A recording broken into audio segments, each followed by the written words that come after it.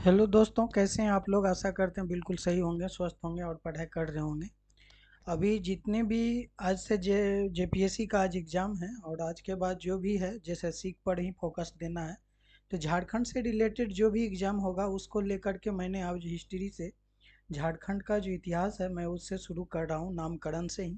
और उसका जितना भी एमसीक्यू होगा मेरे चैनल पर सिर्फ आपको एमसीक्यू मिलेगा। जो आपको पता है कि झारखंड के जेएसएससी सीजीएल में कम से कम 40 क्वेश्चन तो प्रॉपर झारखंड से रहेगा और 10 क्वेश्चन जो है वो अलग से भी, टोटल 50 क्वेश्चन रहेगा आपको। जो 50 क्वेश्चन आपको एक हम सेम टू सेम मिलना चाहिए।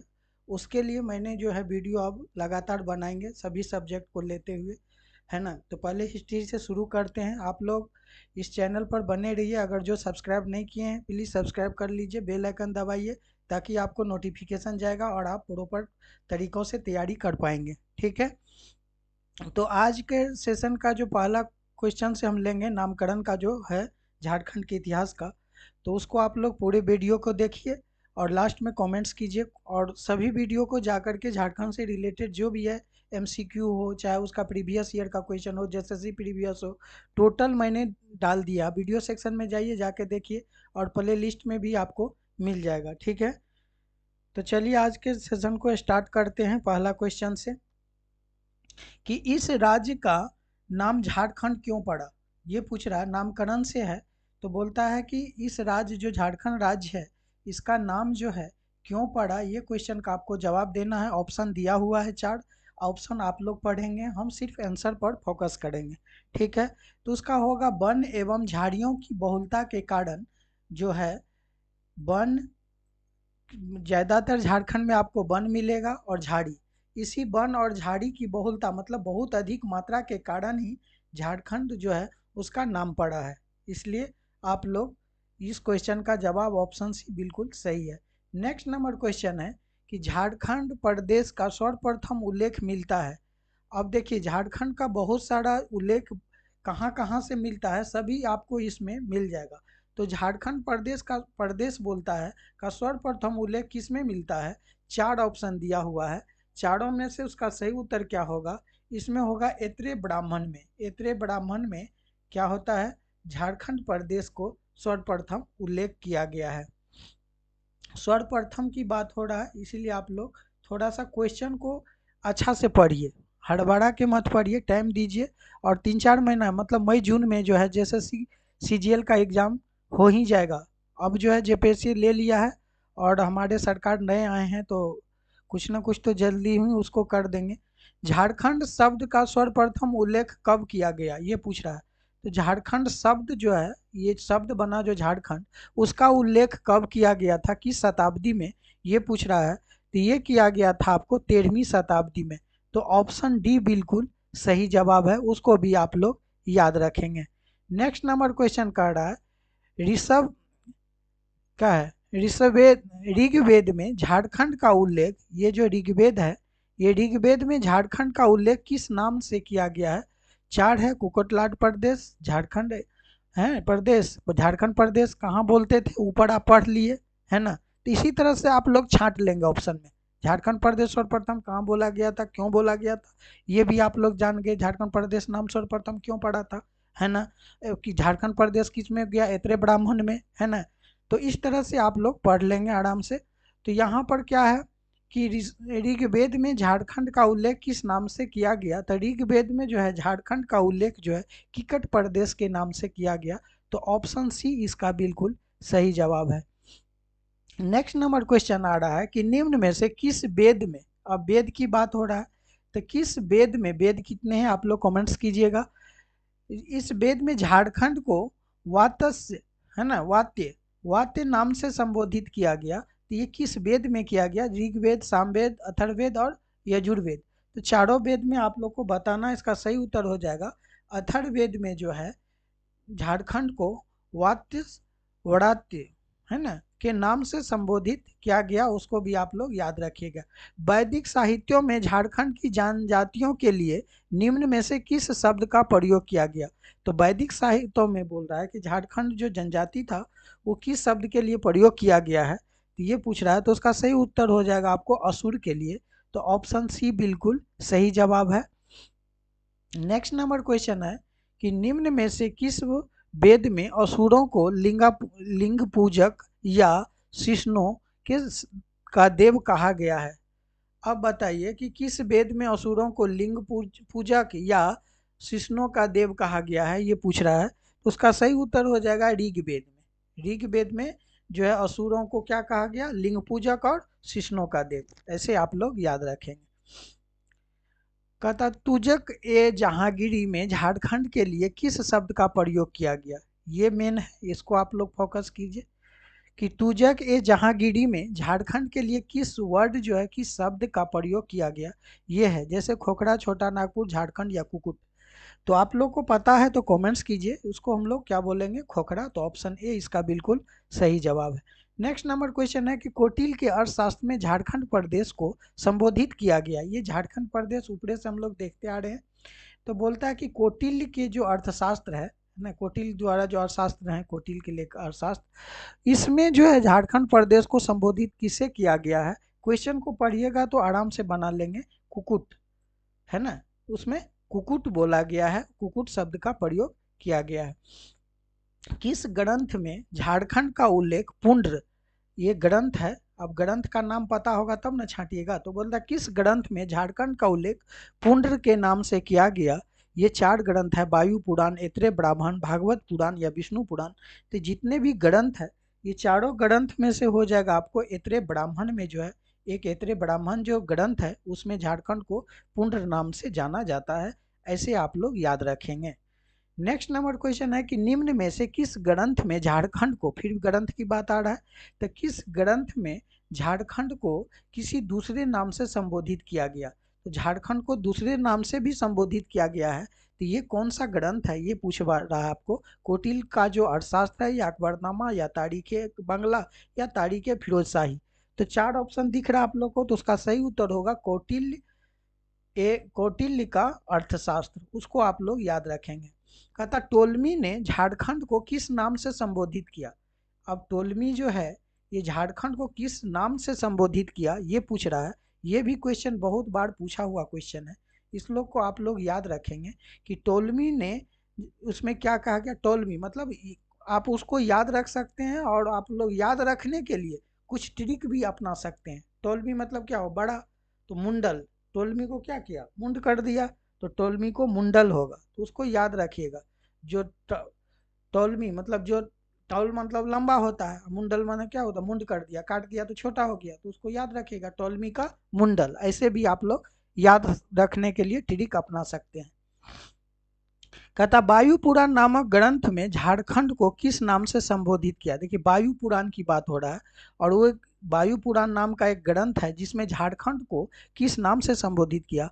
तो वायु पुराण में जो मुंडल, तो आपको मुंडल तो पता चल गया, तो अब वायु पुराण में हो रहा है, वायु पुराण में झारखंड को किस नाम से संबोधित किया। ये क्वेश्चन बहुत भी है, उसको भी आप लोग याद रखिएगा, क्योंकि कोई कोई क्वेश्चन बार बार पूछता है, तो ये आपके लिए बहुत ही मस्ट भी हो जाता है। तो ये जो उनका होगा मुडंड, मुडंड में क्या क्या, देखिए वायु जब हवा चलता है तो बहुत सारे चीज को क्या करता है, मूड़ी काट देता है, पेड़ उड़ को मुंडा बना देता है। तो मुडंड वायु पुराण नामक ग्रंथ में क्या हो गया, मुडंड हो गया। वहां भी आप लोग याद रख सकते हैं कि वायु पुराण में झारखंड को मुडंड नाम से संबोधित किया गया। ठीक है। नेक्स्ट नंबर क्वेश्चन है कि वायु पुराण नामक ग्रंथ में झारखंड को किस नाम से संबोधित किया गया। तो वायु पुराण नामक ग्रंथ जो था उसमें झारखंड को किस नाम से संबोधित किया गया, ये पूछ रहा है। तो वायु पुराण, सॉरी विष्णु पुराण, वायु पुराण तो ऊपर पढ़ लिए थे। तो विष्णु पुराण, विष्णु पुराण में जो है दूत नहीं होगा, न मुडंड होगा, न मुंड होगा, क्योंकि आप लोग देखे थे। तो सॉरी 14 का हो जाएगा, सॉरी मुंड हो जाएगा, मुडंड तो आप लोग ऊपर देख लिए थे। तो उसका होगा मुंड। विष्णु क्या किए, विष्णु भगवान को मुंड काट दिए थे, कौन, शंकर जी, याद है ना। तो उस तरह से भी याद रखेंगे, विष्णु जी को एक मूड़ी जो है शंकर जी काट दिए थे, क्योंकि ये मूड़ी जो है बहुत क्रोध से भरा हुआ था, है ना। ये सब कहानी के रूप में भी आप लोग याद सकते हैं कि विष्णु पुराण नामक ग्रंथ था, विष्णु में क्या किया, मुंड काट दिया, कौन, शंकर जी। तो कभी याद भूलवे नहीं करिएगा, तो मुंड, मुंड कर दिया। ठीक है। कहता है फहियान द्वारा झारखंड को उल्लेख किस नाम से किया गया? फहियान द्वारा झारखंड का जो उल्लेख है ये किस नाम से किया गया ये पूछ रहा है। तो ये नाम है उसका कुकुट लाड, उसको आप लोग याद रखिएगा, कुकुट लाड। ठीक है। नेक्स्ट नंबर टिकट प्रदेश तो ऊपर पढ़ लिए थे, है ना। तो भागवत पुराण में झारखंड को किस नाम से, देखिए भागवत पुराण में भागवत होता है तो क्या बोलते हैं, ब्राह्मण सब कुछ बोलते रहता है, याद कर। भागवत जब होता है तो आप लोग देखे होंगे जो हिंदू धर्म में जितने भी भागवत कथा और होता है तो वहाँ पर ब्राह्मण लोग बहुत अच्छा से करता है, उसको याद रखिए, भूलिएगा नहीं। क्योंकि कहता है कि भागवत पुराण में झारखंड को किस नाम से संबोधित किया गया है, तो झारखंड में जो है उसको बोला गया है, आपको क्या बोला गया, टिकट प्रदेश, उसको भी याद लगे ना। कहता छोटा नागपुर नाम से झारखंड को निम्न में से किसके द्वारा संबोधित किया गया? छोटा नागपुर में नाम से झारखंड को किसके द्वारा संबोधित किया गया? तो झारखंड को जो संबोधित किया ईस्ट इंडिया कंपनी के द्वारा। ठीक है, उसको भी आप लोग याद रखेंगे। नेक्स्ट नंबर क्वेश्चन है, इतिहासकार बुकानन ने किस स्थान से लेकर बीरभूम तक का संपूर्ण पठारी क्षेत्र को झारखंड के रूप में वर्णित किया है?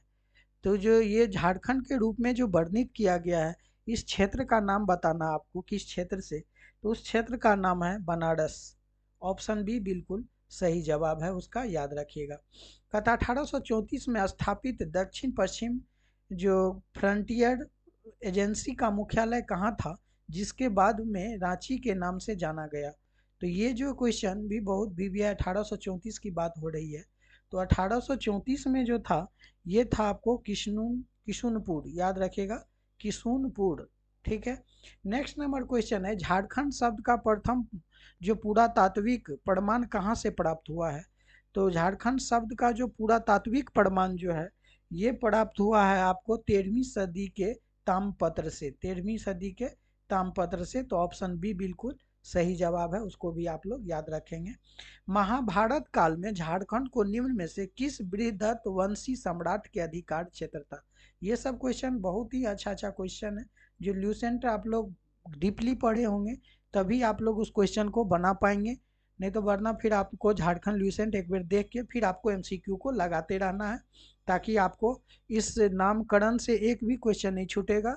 और जो भी भाई लोग चैनल पर नए हैं प्लीज़ सब्सक्राइब कर लीजिए, बेल आइकन दबाइए, बगल में है, ताकि जो भी आपको सीजीएल का तैयारी कर रहे हैं, और इतना पोस्ट दिया हुआ है, 7-8 पोस्ट है, कहीं ना कहीं आप लोग जरूर हो जाएंगे, और एग्ज़ाम लेना ही लेना है 3-4 महीना के अंदर। इसीलिए अभी से आप लोग कमर कस कर तैयारी कीजिए, तभी आपका रिजल्ट आने की संभावना है। क्योंकि चोरी तो होना है और होते रहता है, लेकिन आपको तैयारी 100% दिखाना होगा। ठीक है, तभी आप 95-99 कर पाएंगे। चलिए इस क्वेश्चन का आप लोग जवाब दीजिए कि महाभारत काल में झारखंड निम्न में से किस बृहदत्त वंशी सम्राट के अधिकार क्षेत्र में था? तो ये जो बृहदत्त क्षेत्र था ये था जरासंध, उसको आप लोग याद रखिएगा। ऑप्शन डी जो है बिल्कुल सही जवाब है। कहता महाभारत में दिग्विजय पर्व में झारखंड की चर्चा किस नाम से की गई है? तो दिग्विजय पर्व जो है इसमें झारखंड की चर्चा किस नाम से किया गया है ये पूछ रहा है। तो झारखंड का जो पुंडरिक नाम से किया गया है, किस नाम से?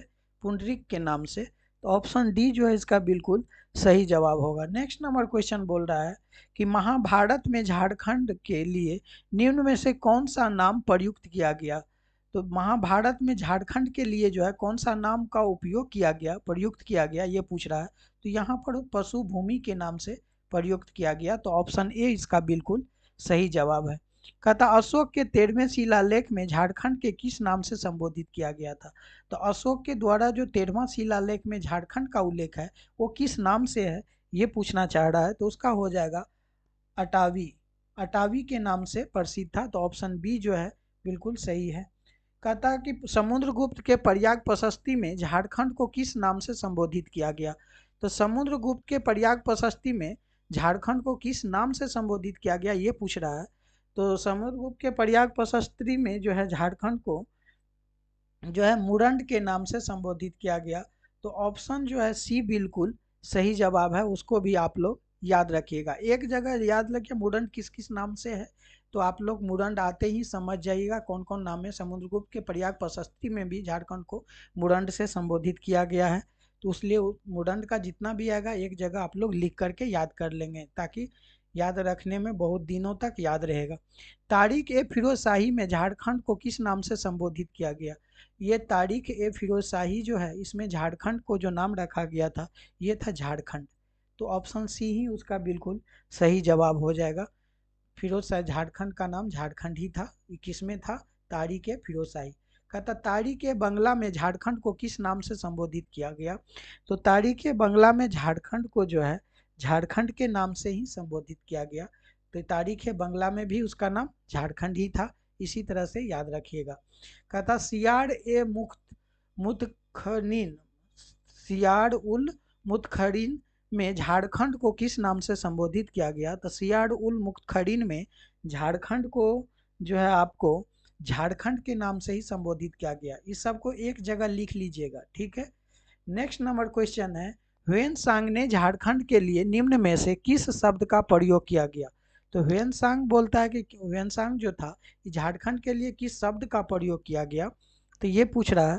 तो उसका सही उत्तर हो जाएगा आपको ये किलो नासु कालेना, उसको प्रयोग किया था। कौन कौन? किलो नासु, किलो नासु कालान, कालाना, उसको याद रखिएगा। सी बहुत क्वेश्चन अच्छा है। कहता मलिक मोहम्मद जैसी के निम्न में से किस ग्रंथ को झारखंड शब्द का उल्लेख किया गया?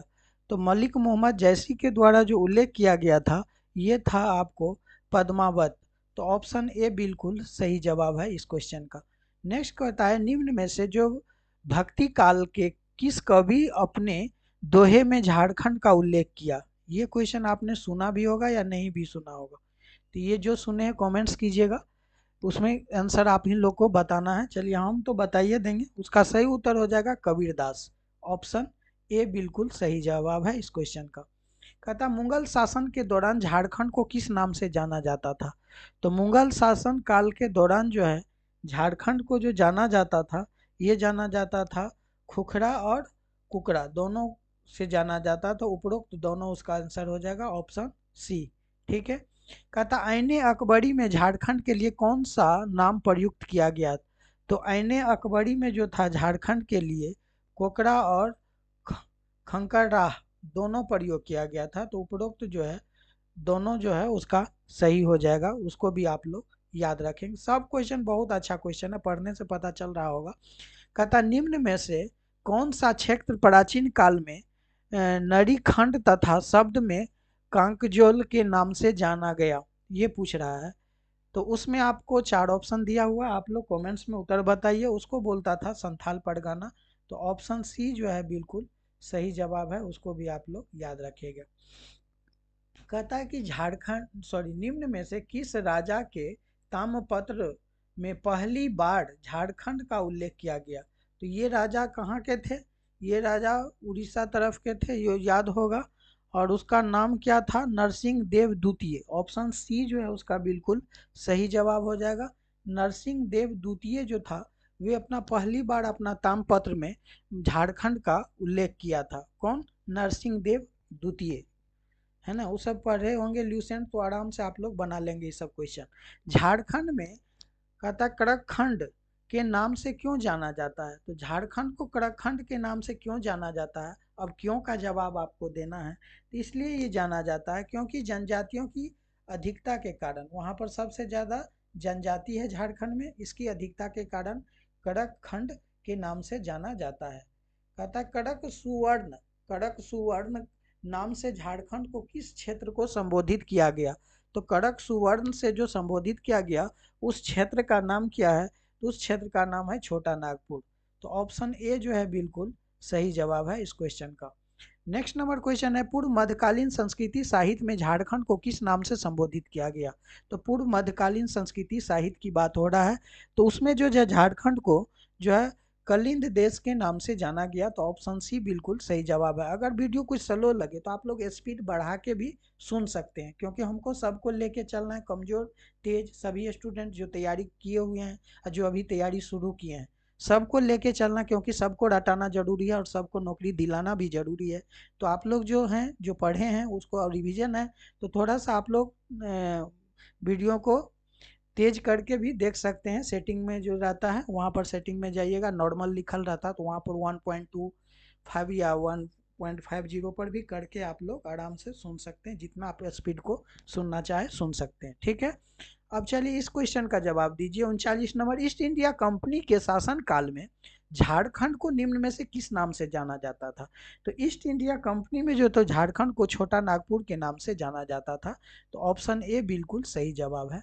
कहता ह्वेनसांग की ने राजमहल क्षेत्र के लिए किस शब्द का प्रयोग अपनी पुस्तक सी यू की में किया था? ये क्वेश्चन भी पूछा हुआ क्वेश्चन है, बार बार पूछता है ये सब क्वेश्चन। अगर मॉडल सेट बनाए होंगे तो आप लोग को पता होगा कि ह्वेनसांग ने राजमहल क्षेत्र के लिए किस शब्द का प्रयोग किया गया। तो उस शब्द का जो प्रयोग किया वो ये था आपको कीचिंग काइलो। ऑप्शन सी जो है कीचिंग काइलो, उसको आप लोग याद रखेंगे। नेक्स्ट नंबर क्वेश्चन का रहा, इनमें से किसके सर्वेक्षण के आधार पर 1824 में दामिन ए कोह के सीमांकन की प्रक्रिया आरंभ की गई? ये पूछ रहा है। तो इसके लिए आपको पता है तो कमेंट्स में बोलिए। तो उसका सही उत्तर हो जाएगा ऑप्शन नंबर डी, यानी ए और बी दोनों, जो जॉन पेटीबोर्ड और कैप्टन डेनर, ये दोनों हो जाएगा। तो ऑप्शन डी जो है इसका बिल्कुल सही जवाब होगा। नेक्स्ट नंबर क्वेश्चन है, कैप्टन जॉन पेटीबोर्ड और कैप्टन डेनर के सर्वेक्षण के आधार पर किस वर्ष दामिनी एकोह को सीमांकन की प्रक्रिया पूर्ण हुई और संबंधित क्षेत्र को दामिन एकोह क्षेत्र से घोषित किया गया? तो उस ईस्वी का नाम बताना है। तो ये ईस्वी है आपको 1832, यानी ऑप्शन डी जो है बिल्कुल इसका सही जवाब होगा। नेक्स्ट नंबर क्वेश्चन का रहा, इनमें से किस व्यक्ति ने रांची के लिए चुटिया नागपुर शब्द का प्रयोग किया? तो उस व्यक्ति का नाम क्या था ये पूछ रहा है आपको। तो इस व्यक्ति का नाम था J.H. हैविट। तो ऑप्शन सी जो है बिल्कुल सही जवाब है, J.H. Hewitt. Next question 44 number question बोल रहा है आपको कि दक्षिण पश्चिम जो फ्रंटियर एजेंसी है की स्थापना किस वर्ष की गई? ये दक्षिण पश्चिम जो फ्रंटियर ये है ना फ्रंटियर एजेंसी, उसकी बात हो रहा है कि इसकी स्थापना किस वर्ष हुआ था। तो ये जो हुआ था आपको उस वर्ष का नाम था 1834। तो ऑप्शन डी जो है बिल्कुल सही जवाब है। नेक्स्ट नंबर क्वेश्चन है, 1834 ईस्वी में स्थापित दक्षिण पश्चिमी फ्रंटियर एजेंसी का मुख्यालय कहाँ था? ये पूछ रहा है। तो 1834 में जो स्थापित दक्षिण पश्चिम फ्रंटियर एजेंसी का मुख्यालय है जो है ये कहाँ पर है ये पूछ रहा है। ये है आपको रामगढ़ में। तो ऑप्शन जो है सी बिल्कुल सही जवाब है। नेक्स्ट नंबर क्वेश्चन कर रहा है, विलिंग्सगंज जो है ना विल्किंसनगंज का एक अन्य नाम था। विल्किंसनगंज जो है उसका एक नाम और क्या था ये पूछ रहा है। 4 है किशनपुर, विष्णुपुर, रामपुर या सिंहपुर। आप लोगों को पता है तो कमेंट्स कीजिए। इसका नाम था किशनपुर। विल्किंसनगंज का एक अन्य नाम भी था, दूसरा नाम, ये नाम था किशनपुर। किशनपुर का नया नाम क्या है? तो किशनपुर का नया नाम जो है आप लोग पढ़े हैं रांची है, ठीक है, ऊपर ही उसका हम लोग पढ़ चुके हैं। टॉलमी ने खरसावां के लिए किस शब्द का प्रयोग किया? खरसावां एक जगह है जो टॉलमी ने उसके लिए किस शब्द का प्रयोग किया खरसावां के लिए, और किसने प्रयोग किया? तो टॉलमी ने। कौन सा शब्द का प्रयोग किया ये पूछ रहा है। तो ये किया था करतानिया, करतानिया है ना, करतानिया, उसको आप लोग, या ऑप्शन बी होगा करतानिया। नेक्स्ट नंबर क्वेश्चन है, इनमें से कौन सा क्षेत्र प्राचीन काल में जंगल तड़ी के नाम से जाना जाता था? तो जंगल तड़ी के नाम से जो जाना जाता था उस क्षेत्र का नाम था संथाल परगना। ऑप्शन जो ये आपको जितना भी देखते हैं देवघर, पलामू, गोड्डा, ये सभी संथाल परगना का है क्षेत्र है।